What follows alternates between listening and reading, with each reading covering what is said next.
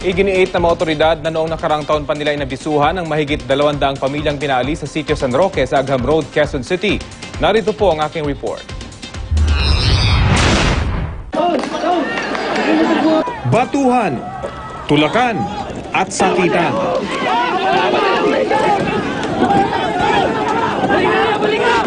Saan ka man bumaling ang hinahangad na mapayapang demolisyon na uwi sa karahasan. Resback ang mga militanteng grupo.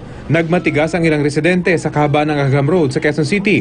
Sanib puwersa sa paghagis ng naglalakihang bato, bote at improvised na pampasabog. Teargas naman ang pantapat ng pulis at demolition team ng lungsod. Matapos nito, isa-isa nilang pinagdadampot ang mga nambabato. Ang mga nambatong nasa loob ng bahay, hinuli rin ng mga otoridad.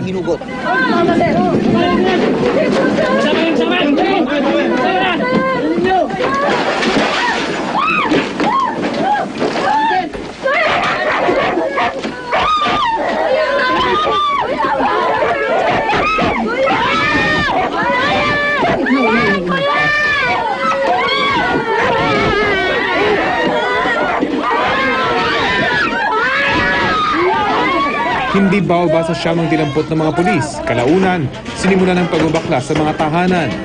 Sa gitna ng tensyon, nakita namin ang isang nanay na tumatakbo. Bitbit ang kanyang 2 buwang sanggol na nakalanghap daw ng tear gas.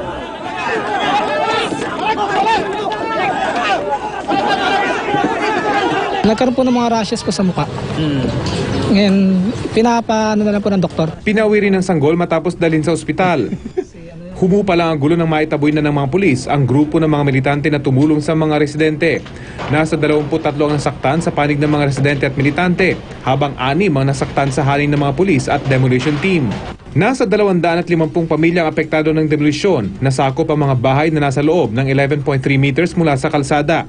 Gate ng mga otoridad, noong nakaraang taon pa raw naabisuhan ng mga residente ng sitio San Roque tungkol sa demolisyon na layong bigyang daan ng isang road widening project sa Agham Road.